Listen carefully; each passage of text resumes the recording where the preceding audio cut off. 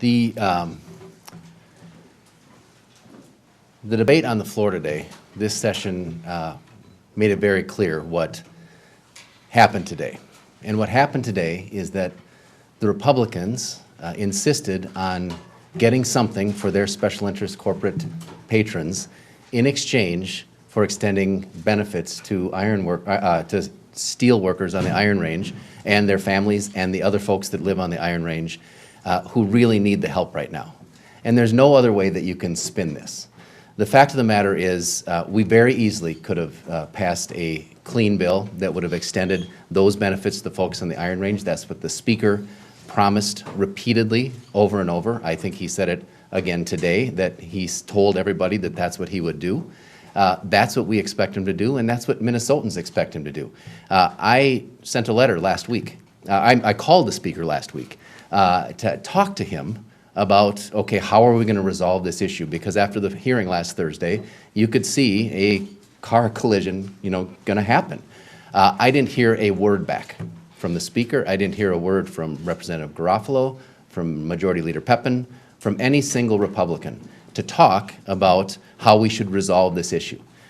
They just wanted to proceed to ramrod through the provision that they want at the expense of the folks up on the Iron Range who are suffering. We sent a letter yesterday after I didn't hear back from him explaining our concerns about the bill that they were passing, explaining that we are interested in working on adjusting the cap, as they call it, but that the $272 million tax cut that they're talking about is unprecedented in Minnesota. They like to point back to the 2013 tax cut, but that reduction was done in the context of the rules of the unemployment fund. What they want to do is adjust the rules, and we're interested in doing that on a forward-looking basis.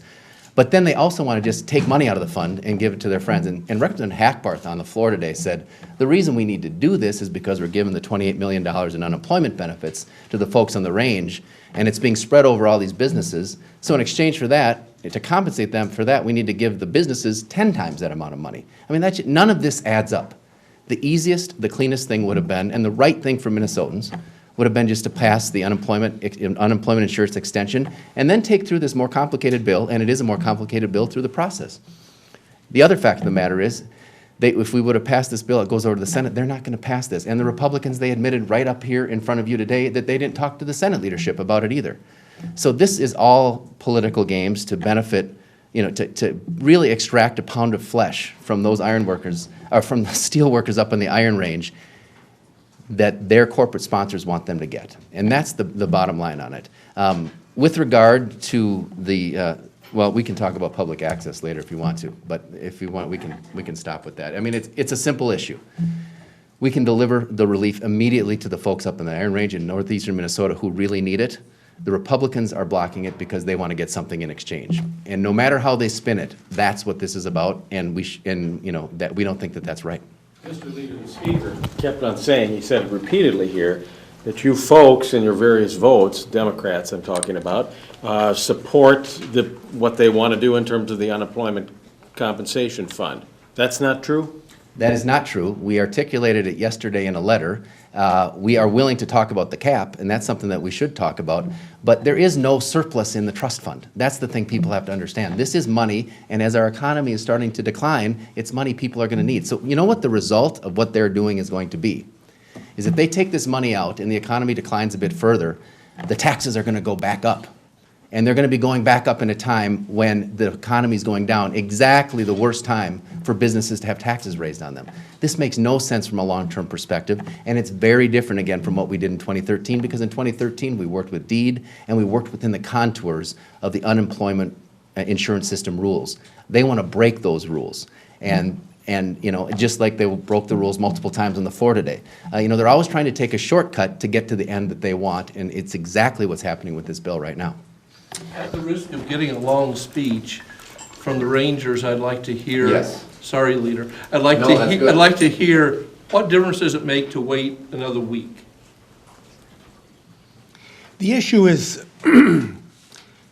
all of us, from Governor Dayton to Republican leadership to us in the minority, We started by saying we were going to have a special session. We failed. Then in the run-up to today, Representative Garofalo and his committee moved a bill which is not supported by the people in mining country, period. The businesses don't support it, the miners don't support it. The linkage with the insurance trust fund insurance premiums was pretty bizarre.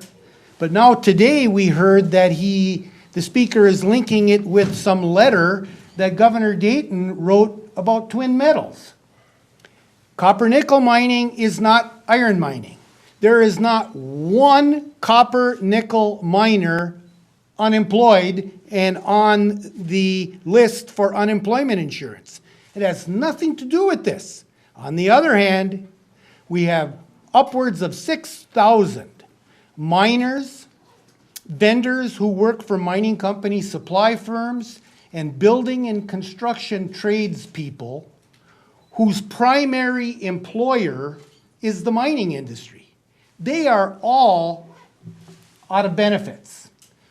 As far as 1 week or 2 weeks or 3 weeks or 4 weeks, frankly, what we see today and what we've seen over the past several months is why Minnesotans are losing confidence in government and why average, everyday, ordinary, blue-collar and white-collar citizens just wonder, what is it you people do down there in St. Paul? And they've got a point. So the range delegation believes that this should be done now, that it should be clean, and that we should get those checks to those workers. And once again, business profitability is an issue on the Mesabi Range right now. We're going to be losing businesses because we're going to be losing people with paychecks. And lastly, in the 80s, we lost somewhere between 12 and 20% of our young people. Young families, young workers with children. Our schools are still in decline. We've never recovered from that. And the unemployment insurance extension is so critical to give these young families a lifeline. What's different between this time and the 80s is there are jobs in the Twin Cities. There are jobs in St. Cloud. There are jobs in Mankato. There are jobs in Rochester and Des Moines. And these young families are much more mobile today. And we don't want to lose our people. We love northeastern Minnesota and the Iron Range, and we think it's a good place to live and work. And we think that this benefit extension is absolutely critical. Sorry for being too long. Representative, or anyone up there, since Speaker Dowd brought up just a few minutes ago about twin metals, are any of you afraid that the next thing that's going to get linked in here is twin metals, given the governor's letter? I want to first address, because when I came in here and I heard Speaker Dowd and Majority Leader Pepin and Representative Garofalo say that there were no objections on process or policy, that is absolutely false. We have been very clear that we object to both process and policy. On process, to link tax cuts to relief for laid off workers, I think is unconscionable. What does $272 million tax cut for businesses have to do with providing unemployment checks to people who have been without an income for months now? It should have never been linked. And secondly, on policy, Leader Thissen objected in a letter yesterday to the policy regarding the reduction in the unemployment trust fund, and we oppose it, and the people we represent oppose it, because the building and construction trades, steel workers, people who are in jobs that see ups and downs, they access that fund for unemployment benefits. The Republican proposal actually brings it below the level of solvency. So we're jeopardizing unemployment checks for many Minnesotans in the future if we reduce that fund. So we have openly objected to both process and policy on attaching the the tax cut to unemployment benefits, and then also the policy behind it. I think that we made that very clear. I represent Keewatin Taconite. That mine has been idled the longest. A lot of people received their last unemployment check in November. They have had zero family income since November. They went through the holidays without any income, and now the snow is melting off the ground, and they still don't have an income. So the fact that the Republicans have insisted attaching this tax cut to the unemployment benefits, I think that it's wrong. My question is, are any of you afraid that Republicans are going to try to divide you, and I'm talking about Metro versus Representative Ansel's area, on twin metals? Well, And I try to think let that- whole thing in here. You know, obviously, I Representative Ansel can is- speak for myself that I support the Twin Metals project. And The I think- answer is yes. Please, get up to the- I think as a range delegation, we support the Twin Metals project, but it has absolutely nothing to do with unemployment benefits for steelworkers. Copper nickel mining was always meant to be in addition to taconite mining. If we have a future where we expect copper nickel mining to replace taconite mining jobs, then we're in real trouble, because there's a lot more jobs in taconite mining than there is in copper nickel mining. The two are not attached. Will they try to divide us? Probably, but it has nothing to do with unemployment benefits for taconite miners. And let's not, I'd ask all of you to remember, back in November, there was a story written by NPR where they interviewed Joyce Pepin, and she said no to a special session on a clean bill for rangers. Shortly thereafter, everything started snowballing. That's where this started. We have worked for months to get benefits out. And, to be quite frank, they didn't want to talk about the member private conversations they had. Representative Eklund and I were the ones up in Kurt Dout's office meeting with him to try to figure out some kind of path to de-escalating. I offered that path in committee last Thursday and couldn't believe they wouldn't take it. They never communicated what they wanted specifically, and we told them, we're open to working on adjusting it. We did something similar, but not like you're doing it with the 272 million. So back, if you go to the actual committee hearings we were having with the work group that got put together for the unemployment extension, the Republicans there got an offer from the governor's office, which was the cap. And their proposal was the 272 million. It's really funny to me how both of them became their offer now. And, it just doesn't make sense that they're trying to sit up here and say, we don't support our constituents because they're linking this. If any of the press can tell me of an example in Minnesota history, and I've researched quite a bit of it myself, and I'm gotta admit I don't have the time to go and dig into every single bill we've had come up. But overall, what I found is we've never gathered in times of hardship across Minnesota, whether it's for floods, whether it's for fires in a city, or whether it's for a multitude of other things in terms of people's hardship or communities being hurt, to hold political chips for that hardship. I mean, did you see one Democrat get up last year when we were dealing with the avian flu epidemic on the floor and say, we want GMO labeling for that relief? Or back in 2002, I believe it was, in Representative Fabian's district with the flood relief. Did you see a clean water for, whatever our talking point would be there? No, it's un-Minnesotan. And essentially what the GOP is trying to do is kick down the door here in St. Paul and bring Washington politics here. And to be quite frank, it's frustrating. That's why I was upset in committee. I mean, we offered a de-escalation and they turned us down. Kurt Dout, you just all asked him, if the Senate sent a clean bill, would you pass it? He never answered your question. And right now, what he's not telling you is the Republicans stalled all day in the Senate to pass a clean bill.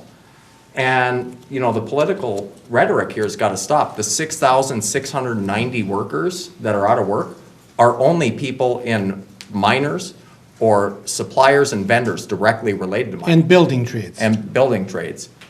So that doesn't include the kid at the gas station who lost his job, the grocery store that closed in Zubs up in Aurora. It doesn't include the workers who lost their jobs in a multitude of other settings like that. So we've got a snowball that's growing and it's rolling down a big hill. 8 of our local chambers of commerce who represent our local businesses, stores of one kind or another, sent a letter to the state chamber imploring the state chamber to support a clean bill. And it just is, it defies imagination that on the House floor today, the Republicans wouldn't react to that. I couldn't get them to challenge me on that, because it's the truth. The local business community understands they have to make a profit. And without 6,000 people with paychecks, their profitability is diminished. That's what this is all about for the business community. That the state chamber couldn't accept that from their own local members is very puzzling to me, and gives me the feeling that this is all a political game designed for November. Can't wait to go talk to the chamber tonight. You can go there. I have to. Before the resolution, can I get a reaction from you all on Governor Dayton's letter yesterday on Twin Metals, unrelated to? It's unfortunate, but let's not get carried away. What the governor said in his letter to Twin Metals was he has serious concerns about the location and the mine plan, and therefore he has instructed his DNR commissioner to not allow any additional exploration, which is drilling core samples to determine the quality of the ore body, the depth of the ore body, and all of that. That's what his letter said. I'm disappointed in the letter, and I'll leave it at that. Do you think it kills the project? I'd say it's too early to say whether the project's dead. There's a lot of money in there, there's a lot of investments, and there's a lot of time and process that they can continue to go through without those core samples. And Twin Metals is in my district, 3A, and the governor's staffer that called me yesterday told me that about shutting down a mining operation. Twin Metals is not a mining operation. They're in the exploratory phase right now, and this is, as Representative Anzel said, this is core samples to serve to determine the quality of the product. I told her I was very disappointed in that response. I've always supported Governor Dayton in all his political adventures, and we'd have some more conversation about going down the road. But I don't think it's going to kill a project. I think we can still figure out how to make it go forward. So, Have you folks asked for a meeting with the governor to try to set him straight? if you Right will? now, our top priority is getting relief out to our workers. And until that happens this session, I don't think you'll see one of our delegation members, jumping out to work on a lot of other things. We've historically been a caucus that has worked across the aisle. And I think that for me, as a newer, younger generation from the Iron Range, it's a pretty bad signal to send for the Republicans. Basically, what they've been saying is we prioritize Representative Garofalo, his own words today, the UI reform bill. It wasn't the worker benefit extension bill. His comment on the House floor was, this is the UI reform bill. And it shows that they really, right now, the caucus statesmen that he met with, really aren't taking in consideration the hardship that we're going through, and it's the worst in at least my lifetime, economic downturn we've seen. It has a lot to do with SR, for example. I don't know if a lot of you listened to the debate. They've been behind on their bills. We've got Magnetation, who's gone bankrupt. I mean, we've got construction companies who are owed tons of money, local, small companies that can't bond to do local projects this summer. And they are in the process of getting ready to lay their people off. And we're in kind of like that George Clooney movie, The Perfect Storm, so to speak. Are any of the 5 of you legislators going to face-to-face go to the speaker and request a meeting, not just a letter? So I think that is actually the way out here, so I'm not, what we need to do is get people sitting around a table and clarifying stuff, and if we do that, and people, I think we laid out in the letter yesterday very clearly that the top priority needs to be getting relief to miners. No one disagrees with that. No one disagrees with that. So let's do that, And then let's have the discussion separately, as the, speaker has often said, about the more controversial stuff. And then we can accomplish that. So I think that there is a path forward. The only question is whether the Republicans are going to dig in their heels and say, we need this pound of flesh in order to get the relief to your miners. Okay, thank you very much. Good question.